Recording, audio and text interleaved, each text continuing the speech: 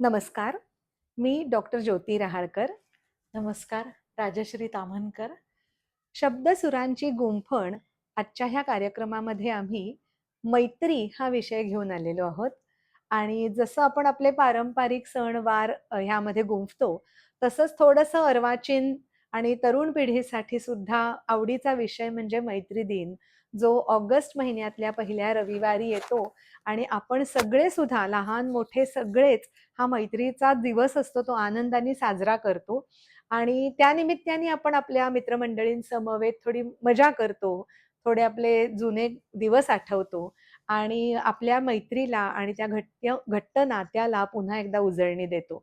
तर सगळ्यांसाठीच हा मैत्री दिन हा खूप आल्हाददायक असतो आणि मुद्दामून आजकाल आपल्याला बघायला मिळतं, की WhatsApp सुरू झाल्यापासनं तर मित्र असंख्य गट फोनमध्ये तयार झालेले आहेत आणि प्रत्येक गटावरती काहीतरी वेगळा कार्यक्रम ठरलेला असतो आणि त्यानुसार सगळेजण भेटतात आणि त्या एकमेकांच्या सहवासाचा आनंद घेतात. मित्र म्हणलं की असं असतं की मित्र हे आपण निवडून घेतो. नात्यांमध्ये निवड नाही करता येत. पण मैत्रीचं नातं निवडून झाल्यानंतर इतकं घट्ट बनतं आणि मग एकही दिवस मित्र-मैत्रिणींशिवाय आपण त्याची कल्पना नाही करू शकत. प्रत्यक्ष भेटायला पाहिजे असं नाही, पण आजकाल you are just a phone call away असं म्हणून पण आपले मित्र-मैत्रिणी आपल्याला दिलासा देत असतात, की कधीही काही वेळ लागली तर मी तुझ्यासाठी आहे. हा तो भावच इतका पुरेसा असतो ना, की दुसरं मग जगात काही लागत नाही. आणि मैत्रीच्या नात्याचं सौंदर्य असं आहे, की वयाचं बंधन नसतं. पण मोठेही मित्र असू शकतात, छोटेही मित्र असू शकतात आणि नातं हे आहे ते सगळ्या लिंग ह्या सगळ्याच्या पलीकडचं आहे असं मला वाटतं. कारण एकदा सूर जुळले, एकदा तुमचा ताल जमला, की आयुष्यभरासाठी ते नातं त्याच्यावरती शिक्का बसला असं समजायला हरकत नाही. तर भेटवस्तू देऊन, फुलं देऊन किंवा एकत्र जेवायला खायला जाऊन आणि केक कापून कदाचित आता नवीन पद्धतीप्रमाणे असंख्य प्रकारांनी मैत्री दिन साजरा करता येऊ शकतो. तर आजचा हा मैत्री दिन तुम्ही कसा साजरा करणार आहात, हे आम्हाला तुम्ही तुमच्या कमेंट्समध्ये नक्की कळवा किंवा साजरा केला असेल तर संध्याकाळी, रात्री तुमच्या त्यावेळच्या अनुभवांना तुम्ही कमेंट्समध्ये लिहू शकता. सो आपल्या सगळ्यांनाच एक नवीन-नवीन गोष्ट कळेल, की अशाही पद्धतीने आपण करू शकतो, तशाही पद्धतीने आपण करू शकतो. सो नवीन-नवीन कल्पनांना उभारा देणारी आणि घट्ट नात्यामध्ये बांधणारी ही मैत्री आहे. तर ती चिरकाळ आपल्या सोबत राहते आणि असं म्हणतो ना, की कधी-कधी नातेवाईक हाक मारली तरी येत नाहीत. पण मनातलं मनाला कळतं आणि मैत्रिणीकडे बघितलं की कळतं आज काय बिनसलंय. आणि एवढंसं कुणी जरी विचारलं तरी तिच्या टचकन डोळ्यात पाणी येतं. त्याच्यामुळे आपण एकमेकांचे समुपदेशक होऊ शकतो. आपण एकमेकांना उभारी देऊ शकतो. आपण एकमेकांचा आधार होऊ शकतो आणि प्रत्येक वयाच्या टप्प्यावरती मैत्री वेगळ्या-वेगळ्या रूपाने आपल्याला लाभू शकते.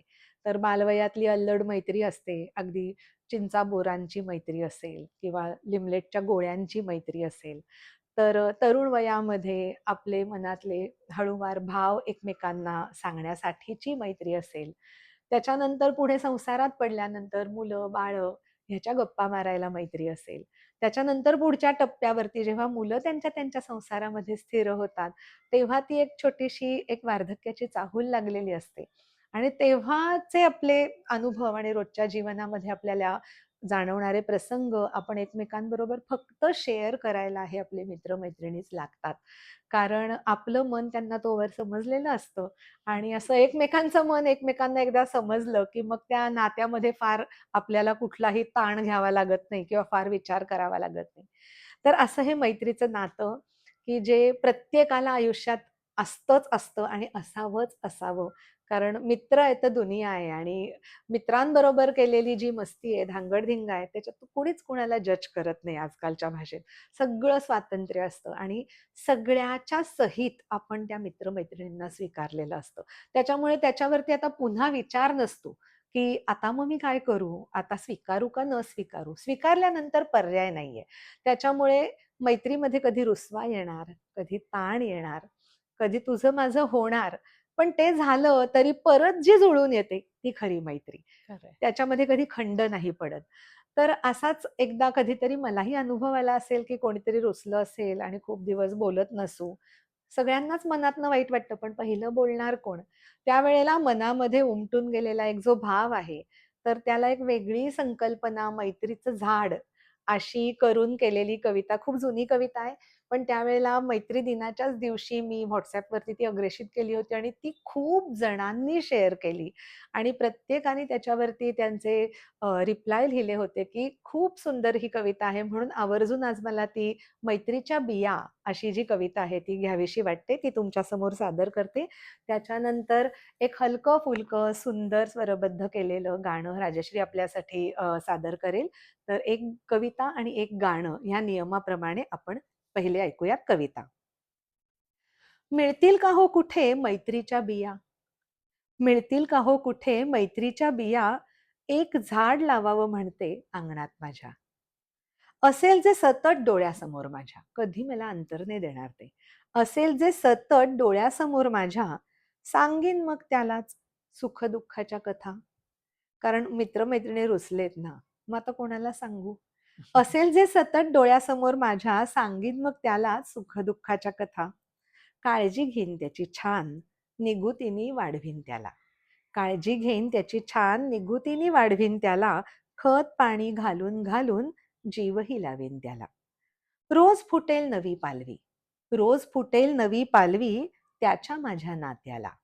रोज फुटेल नवी पालवी त्याच्या माझ्या नात्याला. फळा-फुलांचे येतील बहर ऋतूमध्ये मैत्रीच्या. तसे असतातच की मित्र खूप समाजामध्ये आपल्याला. तसे असतातच की मित्र खूप समाजामध्ये आपल्याला. कधी क्वचित येतो पण मैत्रीमध्ये दुरावा. जाईन तेव्हा जवळ त्याच्या, जाईन तेव्हा जवळ त्याच्या, धरेन अलगद फांदीला. तेही देईल आधार तेव्हा माझ्या उतरत्या खांद्याला. बघा कधी तुमच्याही मैत्रीत आला रुसवा, मैत्रीचं एक झाड अंगणात तुम्ही रुजवा. वाह! म्हणूनच विचारते, कुठे मिळतील या मैत्रीच्या बिया?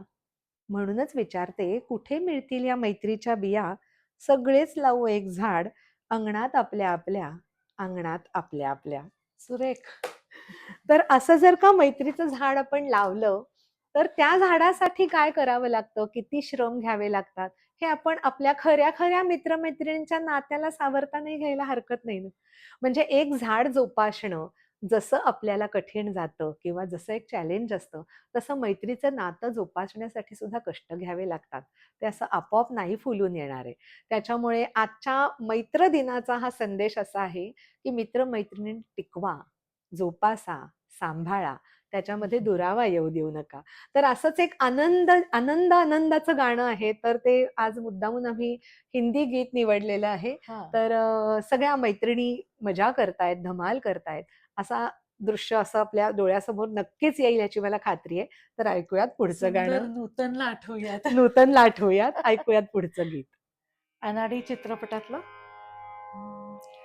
बन के पंछी गाए प्यार का तराना, बन के पंछी गाए प्यार का तराना, मिल जाए अगर आज कोई साथी मस्ताना, मिल जाए अगर आज कोई साथी मस्ताना, तो झूमे ये धरती और झूमे आसमां, बन के पंछी गाए प्यार का तराना, मिल जाए अगर आज कोई साथी मस्ताना, तो झूमे ये धरती और झूमे आसमां।